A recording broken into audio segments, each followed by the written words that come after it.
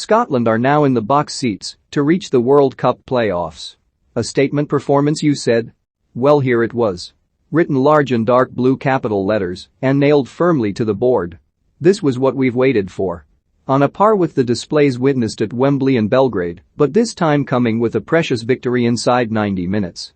The 27th game of Steve Clarke's tenure felt like a cup final, but by the end of it the prize for Lyndon Dykes' converted penalty and a heroic defensive display was a clear run towards the World Cup playoffs. Remarkably, after the despondency of last week in Copenhagen, back-to-back wins against Moldova and Austria have put Scotland in the box seat to finish second in Group F.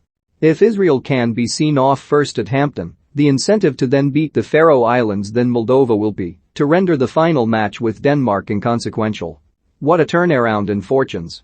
Having just about shot par in the group to date, Scotland needed a big win here to change the narrative. They earned it with belief, character, and determination, but also by showing bravery when it was needed. It's one thing putting your body on the line when required, but the real courage was seen in the football Clarke's side played here. Scotland defended when required, but were excellent in possession throughout. It felt like a night when a new dizzying standard was set. If it can be maintained in the coming months, another playoff will assuredly beckon. You could often have accused Clarke of being overly cautious in his selection, but you could not argue with the intent here. Shaping with a back three, a midfield of Callum McGregor, Billy Gilmour and John McGinn was complemented with the width of Andy Robertson and Stephen O'Donnell. In Dykes and Che Adams, the forward line had brawn and pace. It was all a question of opening the supply lines. The empty seats inside the Ernst Happel Stadium was reflective of how much the astonishing 5-2 loss in Israel had sucked the belief out of the Austrian public. If their manager Franco Foda felt like a man under pressure ahead of this one, he hit it well, confidently predicting that his side would do what was required of them. With David Alaba and Marko Arnautovic bounding out of the traps, it made for an uncomfortable opening for Clarke's side with both star men going close. Scotland were not here to play a game of rope-a-dope, though.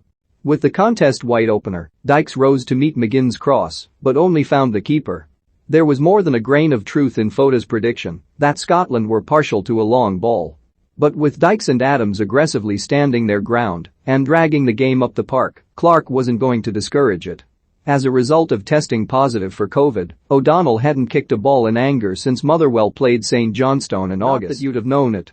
The man who was asked to step into Nathan Patterson's shoes was in perpetual motion up the right flank for as long as his legs held out, trying to nullify Alaba 1 minute, bounding forward to 8 attacks the next.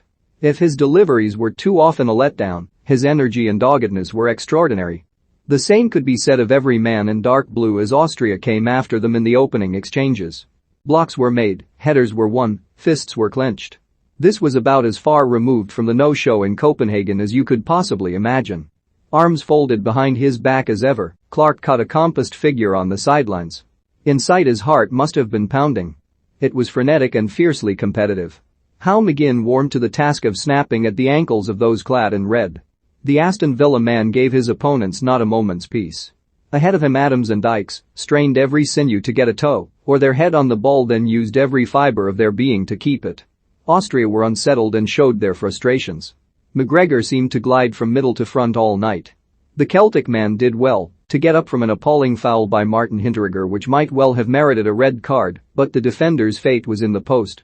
Asked to take a second look at Hinteregger's grapple with Adams, Bulgarian referee Georgi Kabakov spotted a tug and awarded a penalty which Dykes calmly smashed down the middle.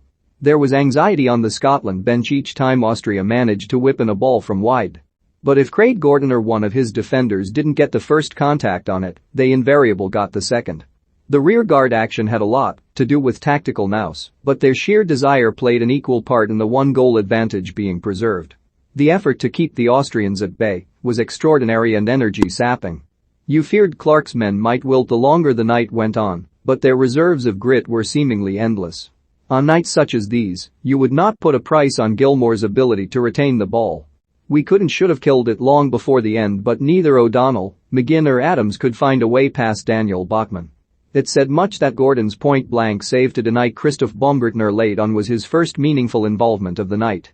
A never-to-be-forgotten night in Vienna came through a mammoth collective effort. The feel-good factor which washed over the country in the summer is in the air once again.